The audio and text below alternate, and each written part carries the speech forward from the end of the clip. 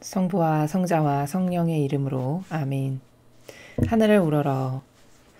사랑할 하느님 아버지 뜻 안에서 예수님과 어머니 하나 되신 성심에 용해되어 기도드립니다. 예수님과 어머니 마지막 시대 치열한 영적 전쟁 중에 있습니다.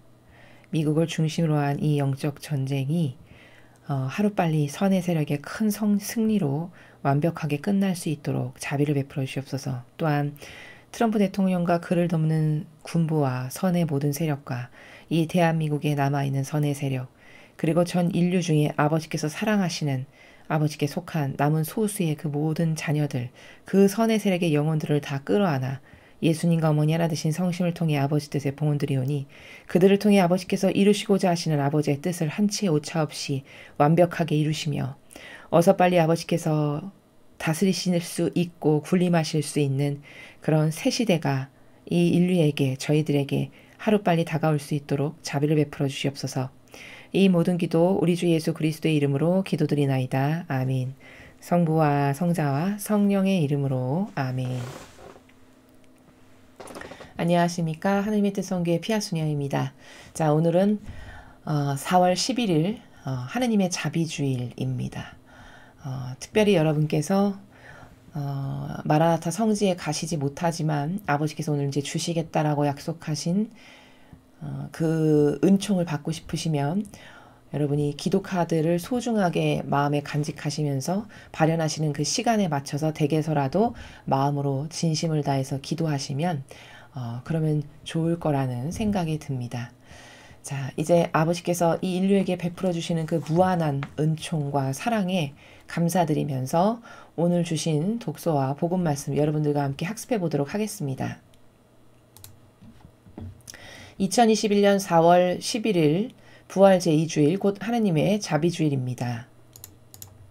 제2독서 요한 1서 5장 1절에서 6절까지 말씀입니다.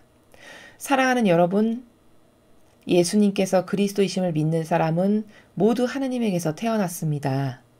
아버지를 사랑하는 사람은 모두 그 자녀도 사랑합니다. 우리가 하느님을 사랑하고 그분의 계명을 실천하면 그로써 우리가 하느님의 자녀들을 사랑한다는 것을 알게 됩니다. 하느님을 사랑하는 것은 바로 그분의 계명을 지키는 것입니다. 그리고 그분의 계명은 힘겹지 않습니다. 하느님에게서 태어난 사람은 모두 세상을 이기기 때문입니다. 세상을 이긴 그 승리는 바로 우리 믿음의 승리입니다. 세상을 이기는 사람은 누구입니까? 예수님께서 하느님의 아드님이심을 믿는 사람이 아닙니까? 그분께서 바로 물과 피를 통하여 세상에 오신 예수 그리스도이십니다. 물만이 아니라 물과 피로써 오신 것입니다. 이것을 증언하시는 분은 성령이십니다. 성령은 곧 진리이십니다. 주님의 말씀입니다. 하느님 감사합니다. 자, 사도 요한은 오늘 그 예수님과 또 하느님 아버지와 계명 이 세 가지의 다중적 관점의 나라에서 지금 천상의 진실을 증언하고 있습니다. 자, 어떻게 증언하고 있는지 하나하나 보시면요. 사랑하는 여러분, 예수님께서 그리스도이심을 믿는 사람은 모두 하느님에게서 태어났습니다. 자, 전 인류는 사실 하느님에게서 태어난 게 맞죠. 아버지가 창조하셨으니까. 근데 그리스도이심을 믿는 사람은 하느님에게서 태어났다. 그럼 이 말은 무슨 말일까? 다른 사람은 하느님에게서 안 태어났다는 말인가? 자, 예수님께서 그리스도이심을 믿는 사람은 모두 하느님에게서 태어났다. 이것은 첫 번째 육으로 아버지께서 창조하셔서 부모를 통해 육으로 태어난 그 창조는 모두가 아버지의 뜻에 의해 창조가 됐지만 여기서 하느님에게서 태어났다라고 하는 이것은 영혼이 아버지께 속한 자녀로서 다시 태어나는 것. 그거를 말씀하시는 것이죠. 그러니까 태어나는 것은 두 가지가 있을 수 있네요. 육이 하느님의 계획하심에 의해서 뜻하신 부모를 통해 세상에 태어나는 것과 두 번째 태어나는 것은 본질이 즉 나의 영혼이 예수님께서 하느님의 아드님이시라는 것을 참으로 믿는 그래서 하느님께 속한 자녀로서 다시 태어난 그 영혼이 이렇게 영혼이 다시 태어난 이런 두 가지의 태어남이 이원론의 원리에서 있다라는 것을 첫 줄에서 우리가 확인할 수 있습니다. 아버지를 사랑하는 사람은 모두 그 자녀도 사랑합니다. 자, 우리가 하느님을 진심으로 사랑해요. 그럼 하느님의 나 말고 다른 자녀들이 있으시잖아요. 여기 하느님에게서 태어났다라고 하는 다른 남은 자녀들, 그 자녀도 당연히 사랑해야 되는 게 맞죠. 내가 아버지를 진짜 사랑한다면. 그리고 이러한 아버지의 자녀가 사실은 우리의 참된 진짜 이웃이에요. 이런 어떤 공산주의, 적그리스도, 카발, 딥스테이트 이런 세력은 사실 물론 하느님께서 창조하셨지만 다 변질돼 버린 거죠. 그러니까 나의 참된 이웃은 사실 여기서 아버지께서 모두 예수님께서 그리스도를 믿는 사람은 나에게서 태어난 거다. 그 영혼이 다시 태어난 거다. 라고 말씀하신 여기에 속하는 사람, 요 사람들이 사실 나의 진짜 이웃이라는 거죠. 그 말씀을 하시는 거예요. 그리고 아버지를 사랑하면 그 자녀도 사랑한다. 내가 아버지를 사랑하니까 아버지께서 사랑하시는 남도 당연히 사랑해야 되는 게 이게 너무나도 당연한 거죠. 우리 속담에 이런 거 있죠. 처가 예쁘면, 아내가 예쁘면 처갓집 말뚝만 봐도 절을 한다. 이 말이 있죠. 그게 같은 나라입니다. 내 아내가 너무 사랑스럽고 예쁘고 하나밖에 없는 나의 유일성의 전부다. 그러면 그 아내가 사랑하는 자신의 부모 또 그 아내가 사랑하는 동생 이런 모든 이웃이 당연히 이쁠 수밖에 없다라는 뜻이죠. 같은 나라를 말씀하시는 겁니다. 우리가 하느님을 사랑하고 그분의 계명을 실천하면 그로써 우리가 하느님의 자녀들을 사랑한다는 것을 알게 됩니다. 자, 내가 하느님을 사랑해요. 진실로, 진정성의 나라에서. 그러면 하느님을 사랑하니까 그분이 만들어 놓으신 법칙, 질서도 잘 따르려고 하겠죠. 내가 하느님을 사랑하니까. 그러니까 당연히 계명을 실천할 수밖에 없어요. 하느님을 사랑한다면. 그러면 내가 계명을 실천한다면 즉 나는 하느님을 사랑한다는 게 입증이 된 거고 또 동시에 무엇도 입증된 거죠? 내가 하느님의 다른 자녀들도 사랑한다는 걸 입증한 거예요. 무슨 말이냐? 위에서 이야기하셨죠. 네가 하느님을 진짜 사랑해. 그럼 하느님께서 사랑하시는 다른 자녀도 너는 사랑할 수밖에 없어. 그 사랑이 진실되다면 당연한 거예요. 아까 비유를 든 것과 똑같이. 자, 그렇게 하느님을 사랑한다면 너는 하느님이 사랑하시는 자녀들을 사랑한다는 게 입증이 되는 거고 또 네가 하느님을 진짜 사랑한다면 그분을 사랑하니까 그분께서 주신 질서, 법칙, 즉 계명을 잘 따르고 실천할 수밖에 없다. 이것을 지금 2절에서 말씀하시는 것이죠. 하느님을 사랑하는 것은 바로 그분의 계명을 지키는 것입니다. 그리고 그분의 계명은 힘겹지 않습니다. 앞에서 2절에서 말씀하신 걸 반복해서 지금 이야기하고 계세요. 사랑한다면 당연히 계명을 지키는 거죠. 예를 들어 내가 부모님을 진정성의 나라에서 존중하고 존경하고 사랑을 해요. 그럼 부모님 말을 안 들을 리가 없겠죠. 그렇죠? 부모님이 아무리 나에게 힘겨운 거를 말씀하신다 해도 희생으로 해드리겠죠. 그렇죠? 왜? 사랑하니까. 사랑의 힘은 막강한 힘은 그 사랑이 진실되고 참되다면 이렇게 파워풀한 거예요. 사실 사랑한다라는 것에서 나오는 에너지가. 그래서 사랑한다면 당연히 계명을 지킬 거다. 그리고 그렇게 너가 계명을 지킬 때 전혀 힘들지 않다. 왜? 나는 진실로 사랑하니까 내가 조금 희생하고 고통을 받는 것에 있어서 길길이 날뛰면서 싫어하지 않죠. 왜? 사랑하니까 희생도 내 몫으로 당연히 받아들일 거고 사랑하니까 고통도 내 몫으로 당연히 받아들일 테니 힘겹다라고 여기지 않을 거라는 거예요. 그러니까 여기서 이게 지금 굉장히 행간이 깊은 나라거든요. 요한 사도가 이야기하는 나라는 여기서 입증해 볼 수 있는 게 굉장히 많습니다. 자기 스스로를 점검해 볼게. 여러분이 스스로 양심의 나라에서 가만히 있어봐. 난 계명을 지키는 게 힘겨운가? 힘겹다면 하느님에 대한 사랑이 좀 질이 떨어진다는 걸 알 수 있죠. 여기서. 이 앞에 한 문장 한 문장을 가지고 다 스스로 나의 상태를 점검해 볼 수 있어요. 영적 상태를. 앞에서 네가 하나님을 사랑하면 하나님의 자녀들도 너는 똑같이 사랑할 수밖에 없다. 근데 내 이웃을 내가 지금 사랑하지 않고 있어. 그럼 내가 하나님을 사랑하는 것에 있어서 진실성이 실제적인 정신이 좀 부족하고 떨어지는구나. 이걸 알 수 있다는 것이죠. 검증이 가능하다는 겁니다. 하나님에게서 태어난 사람은 모두 세상을 이기기 때문입니다. 자, 하느님에게서 태어난 사람, 즉 영혼이 하느님께 속한 아까 다시 태어난 그런 영혼들은 다 세상을 이긴대요. 여기서 세상을 이긴다는 건 총칼 싸움을 해서 이긴다는 말씀이 아니죠.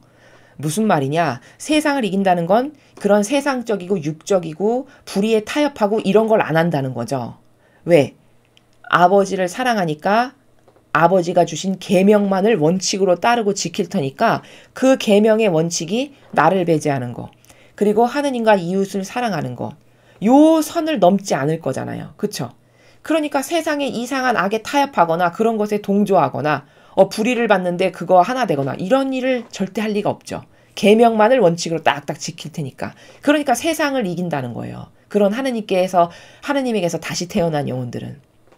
또 세상을 이긴 그 승리는 바로 우리 믿음의 승리입니다. 그렇죠. 너무 당연한 말씀이죠.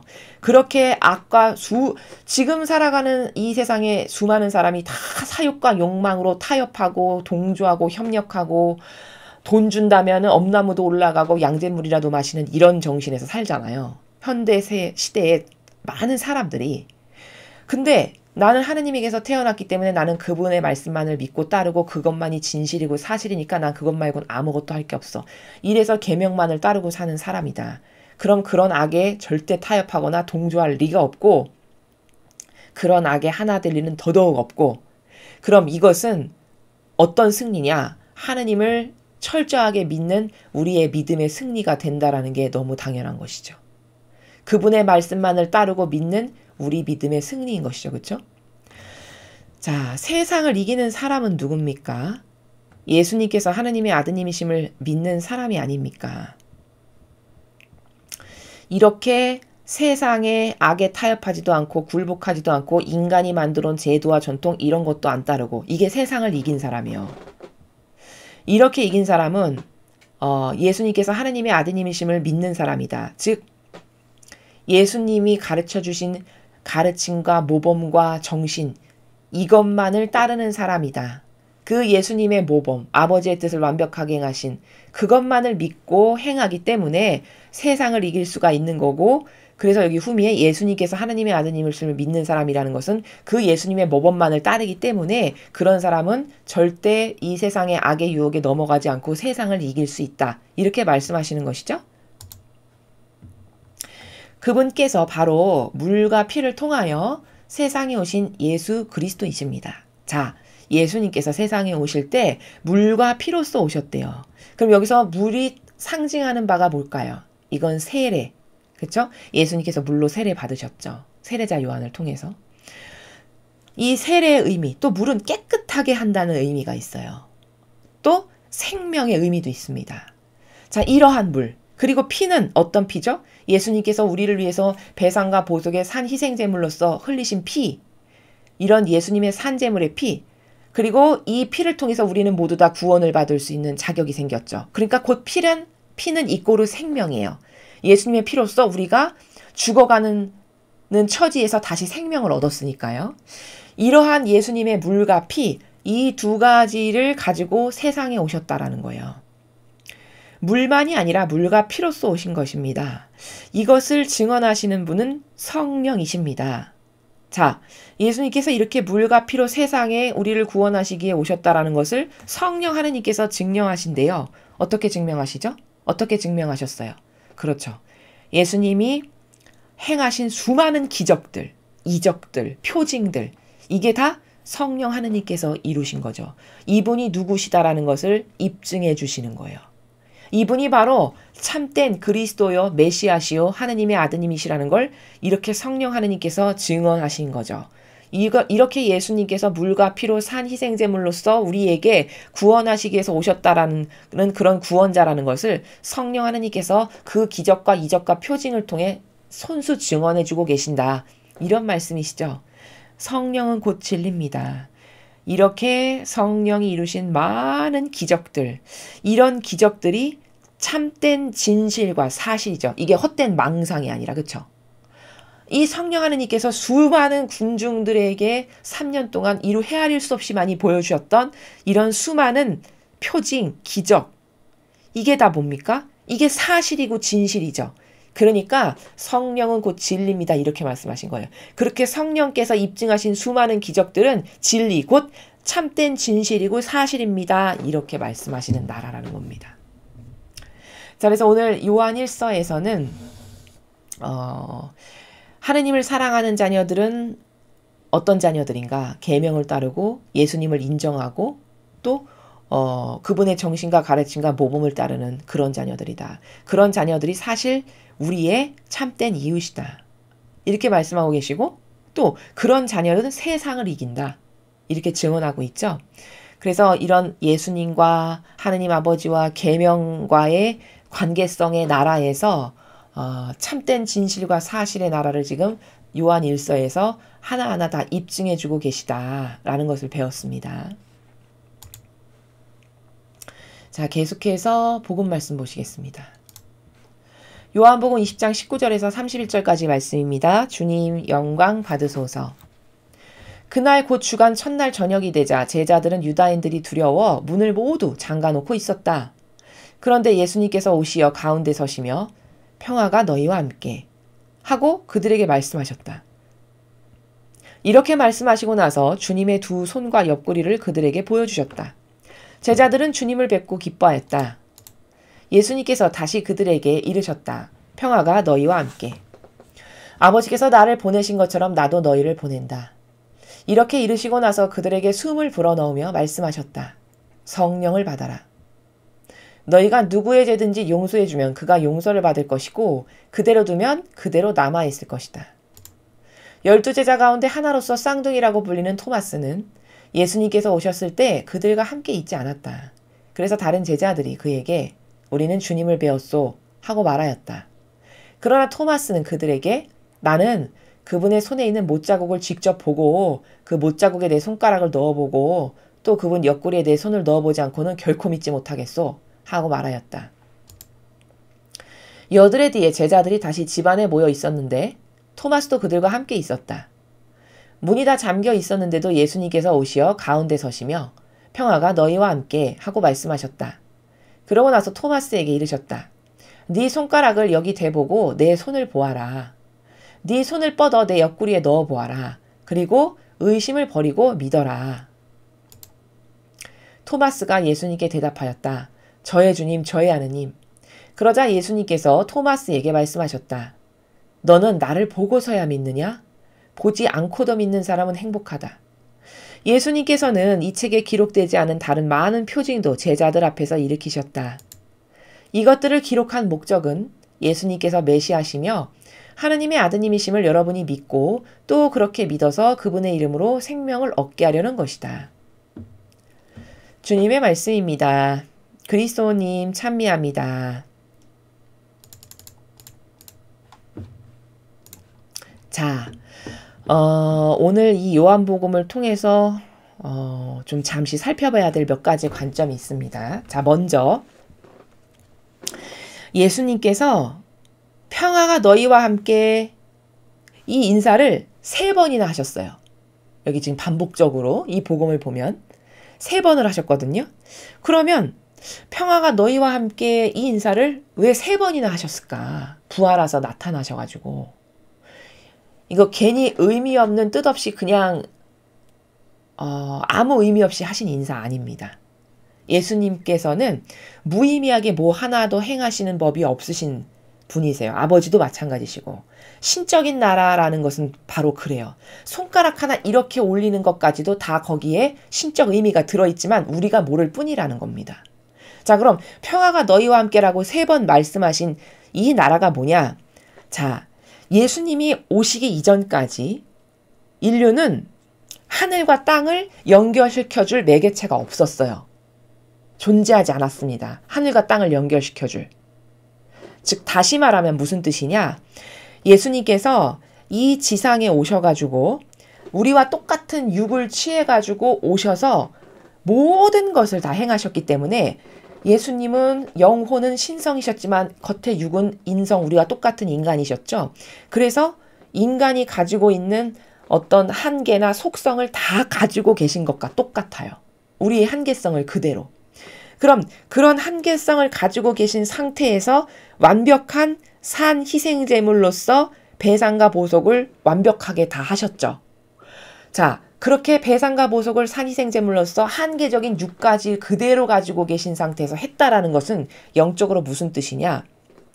아, 이제 인간이 가지고 있는 이런 한계적 모든 속성을 다 취합해서 하늘로 올라가셨다라는 뜻이에요. 그러므로 이제 이 하늘과 그리고 인간이 가지고 있는 그런 모든 속성의 땅이 예수님이 산희생제물로 자원해서 바치심으로써 드디어 연결이 됐어요. 즉 소통이 가능해진 상태예요. 예수님 덕분에. 즉 하늘과 땅이 연결됐고 열린 상태. 이게 예수님께서 행하신 많은 업적 중에 하나입니다. 근데 예수님 이전에는 이렇게 하늘과 땅을 완벽하게 소통이 되게끔 연결해주는 매개체로서의 산희생제물이 없었죠. 그래서 하늘과 땅이 연결되지 않고 불통. 그래서 맨날 백성이 대들고 어떻게 해서든지 잘 해보려고 모세나 이런 지도자가 가운데서 뭐 중계를 하고 이런 것을 볼 수 있죠. 그게 하늘과 땅이 자연스럽게 소통이 되지 않는 상태임을 보여주는 거예요. 근데 예수님께서 이제 모든 것을 다 인간의 속성을 두루두루 섭렵해서 끌어안으시고는 돌아가시고 완벽한 희생과 배상과 보속을 하시고 천상에 가셨기 때문에 이 지상에도 다녀가셨고 천상에도 계시죠. 고로 위아래가 뚫린 소통의 통로가 열린 거예요. 영적으로 봤을 때. 이래서 평화가 너희와 함께 이 인사는 여기서 이 평화는 하느님과 인간이 이제 드디어 소통이 된 상태를 평화라고 봐요. 이 지상의 자연법에서의 평화는 이런 거죠. 북한과 우리가 쌀 몇 푸대 나눠 먹고 에이 좋은 게 좋지 서로 웃으면서 잘 삽시다. 뒤로는 아무리 폭탄 많이 만들고 핵무기 만들어도 아예 좋은 게 좋지 우린 그런 거 없어요. 이걸 평화라고 얘기하죠. 이 지상에서는. 이건 거짓 평화죠. 사람 속이는 기만하는 그쵸. 천상의 나라에서 쓰는 평화라는 단어는 이런 개념이 아니에요. 소통이 자유자재로 되고 거기 어떤 오류나 부작용이 있어서 막힌 것이 없는 상태. 이게 평화예요. 드디어 예수님 덕분에 하느님과 인류가 막힌 것이 없이 소통이 되는 통로가 뚫린 평화가 열린 거예요. 이래서 예수님께서 부활하셔서 첫 번째로 하시는 인사가 평화가 너희와 함께, 평화가 너희와 함께. 이걸 3번이나 이렇게 강조해서 하신 거예요. 드디어 인류와 하느님과는 평화가 열렸단다 얘들아. 마치 이런 것이죠. 이 인사를 그래서 그토록 하시는 거예요. 이거는 좀 약간 여러분이 이해하시기 쉽도록 자연법의 비유를 들면 이런 거예요. 마치 아이가 수천 년 동안 엄마를 잃어버렸어요. 고아로 사는 거죠. 단절된 상태를 지금 제가 말씀드린 겁니다. 이렇게 단절돼서 원죄를 지으면서 떨궈져 나가는 순간부터 단절된 거죠. 부모와.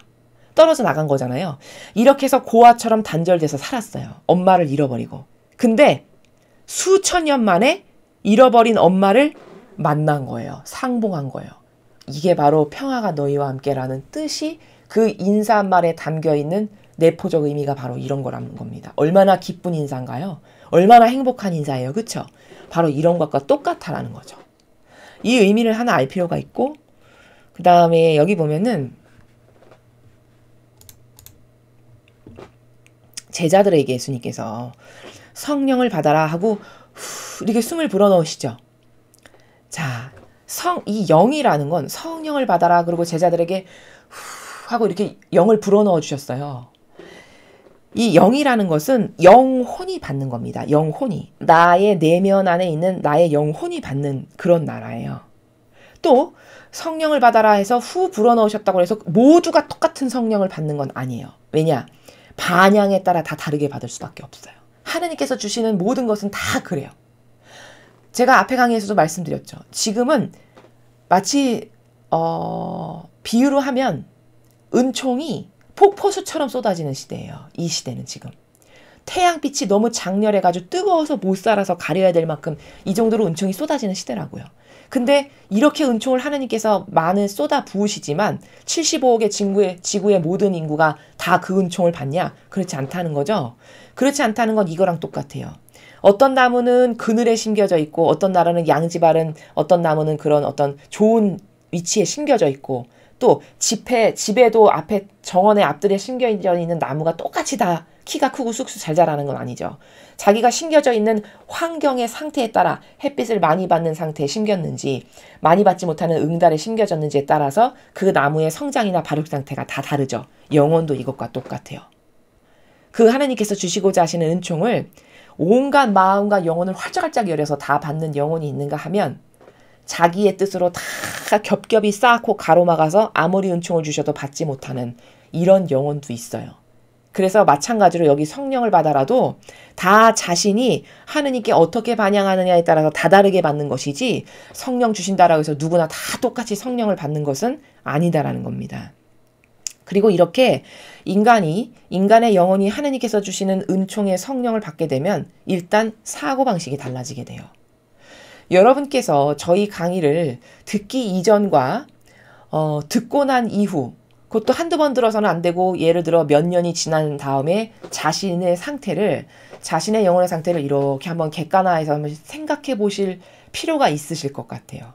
그러면 과거에 나는 이런 사고방식이었는데 굉장히 많이 달라졌다라는 것을 느끼실 날이 있으실 겁니다. 그렇게 하느님의 은총이 나에게 오시잖아요. 그럼 사고방식이 달라지게 돼요. 신적인 사고방식을 자꾸 하게 된다라는 것이죠. 이런 은총이 바로 성령 하느님께서 주시는 은총이다. 이렇게 말씀드릴 수 있고요. 그리고 23절에 예수님께서 이렇게 말씀하셨어요. 너희가 지금 제자들을 두고 하시는 말씀이시죠. 누구 죄든지 용서해 주면 그가 용서를 받을 거고 그대로 두면 그대로 남아있을 거다. 이렇게 말씀하셨어요. 그럼 이거는 어떤 것을 말씀하시는 거냐면 바로 고해성사의 시작을 선언하신 거예요.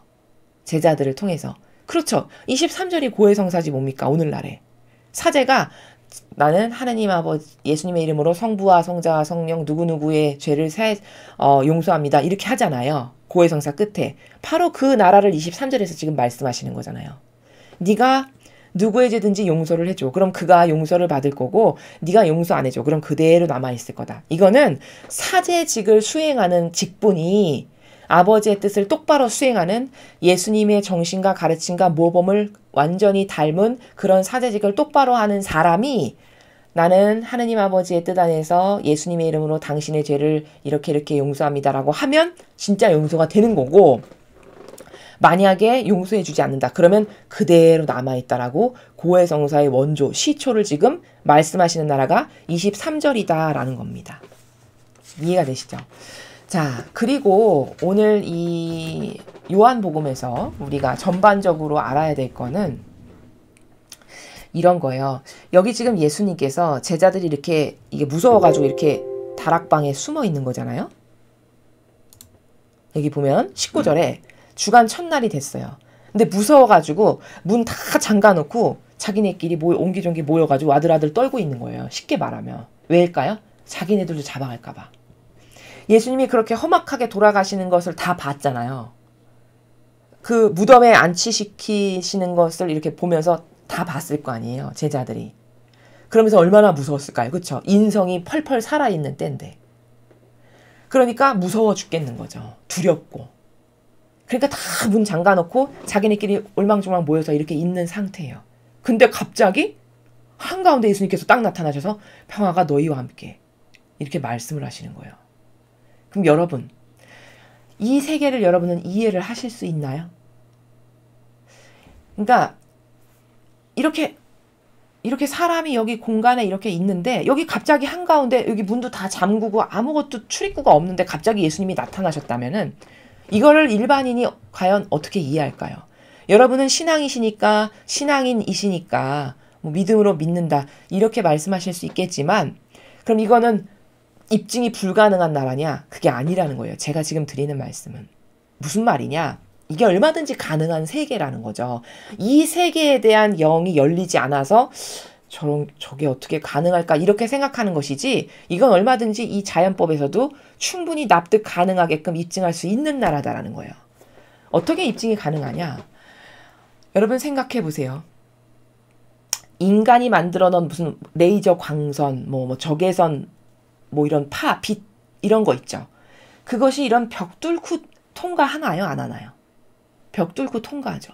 우리가 옛날에 그 삼풍백화점인가? 그게 무너졌었다고 예전에 예, 그런 일이 있었다라고 하는데 그 삼풍백화점이 무너졌을 때 돌무더기가 막 쌓였는데 저 깊은 곳에 사람이 묻혀 있는 걸 어떻게 찾나요? 그렇죠.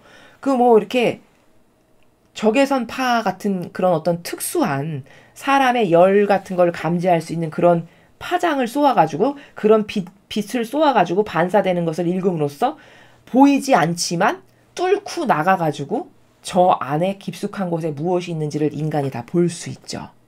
그쵸? 이거 가능한 세계죠, 지금. 과학기술로. 자, 그러면 인간이 만들어 놓은 그런 빛 줄기도 이런 벽 같은 거 뚫는 게 가능한데 하느님이시고 빛 자체이신 예수님께서 이런 벽을 뚫는 게 불가능할까요? 불가능하지 않겠죠. 인간이 과학기술로 만들어낸 그런 무슨 적외선파, 무슨 레이저 이런 것도 우리가 절대 불가능하다고 생각하는 이런 돌벽을 뚫고 저 바깥으로 침투해서 나가는 빛이 인간의 과학기술로도 만드는 것이 가능하다면 온 우주 만물을 만드신 하느님 아버지께서는 사실 빛 자체시거든요. 그 근원은. 예수님도 빛 자체시란 말이죠. 영이시니까 빛 자체. 그럼 그 빛이 이 벽 하나 뚫는 것은 그건 결코 어렵거나 이상한 일이 아니라는 거예요. 인간이 만든 광선도 벽을 뚫으니 당연히 이게 얼마든지 가능한 세계라는 거죠. 이렇게 영적인 것은요. 우리가 이렇게 저급한 자연법 안에서 살지만 얼마든지 추론과 입증이 가능해요. 우리가 알고 있는 이 범주 안에서도. 이해가 되시죠? 이렇게 갑자기 벽을 뚫고 여기 가운데 오신다는 게 어떻게 왜 가능한지를 제가 지금 단편적인 일례로 설명을 드린 거예요. 이게 영적 세계예요. 이게 본질의 나라고. 예수님은 지금 돌아가시고 부활하신 상태이기 때문에 영이시고 그 영은 곧 빛 자체세요. 그럼 그 빛이 이런 틈새를 투과한다는 것은 우리 이렇잖아요. 창문을 다 닫아놓고 여기를 암막으로 다 처리해놔도 창문에 작은 틈새만 하나 있어도 거기 빛이 다 들어오죠. 마치 이런 것처럼 그런 것처럼 아무리 여기 단단한 콘크리트 벽돌로 쌓여있다 해도 과학기술의 레이저도 그 벽을 뚫을 수 있는 그런 게 현존한다면 당연히 그분은 빛이시요 영이신데 그 빛이 이 콘크리트 벽을 투과하지 못한다는 건 말이 안 되죠. 인간이 만든 것도 투과가 가능한데. 바로 이렇게 이 영의 세계는 지금 오늘 예수님께서 제자들 가운데 막 나타나셨다가 사라지셨다가 뭐 엠마오로 가는 제자들한테 갑자기 뿅 나타나시고 이런 거는 무슨 뭐 있지도 않은 것을 공상과학처럼 써낸 그런 나라가 아니라 진짜 이런 본질의 나라가 존재 가능하다라는 것을 제가 인간의 부족한 작은 과학 하나도 만들어낼 수 있는 빛을 통해서 여러분에게 입증을 해드리는 거라는 겁니다. 영적인 세계라는 것은 본질의 나라라는 것은 바로 이런 거예요.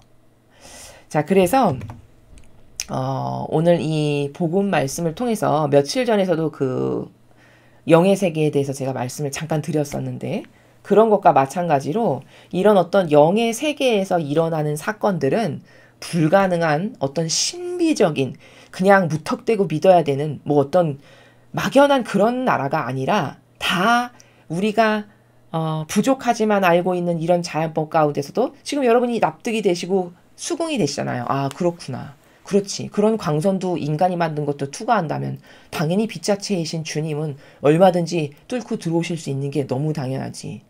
왜? 그 과학기술을 주신 것도 하느님 아버지시니까요. 이렇게 영적인 세계가 사실이고 진실이라는 것에 대해서 여러분께서 투명하게 100%로 인식하지 못하시면 그 은총을 주시고자 하셔도 아버지께서 받아들이는 것이 굉장히 순도와 질이 떨어지게 되기 때문에 여러분께서 이런 사실에 대해서 조그마한 의구심도 없이 믿으실 수 있는 이런 근본, 이게 진실이고 사실이구나를 인정할 수밖에 없는 영적 탄탄한 근본이 되어야 돼요. 그래야만 여러분께서 앞으로 더 예수님과 어머니를 만나고 신앙생활을 하시는 데 있어서 더 진보하실 수 있어서 이런 작은 것 하나에도 오해가 있거나 의구심이 없게끔 하는 것이 중요해서 여러분에게 다시 한번 말씀을 드렸습니다. 이상으로 2021년 4월 11일 부활 제2주일 하느님의 자비 주일 복음 해설을 마치겠습니다. 감사합니다.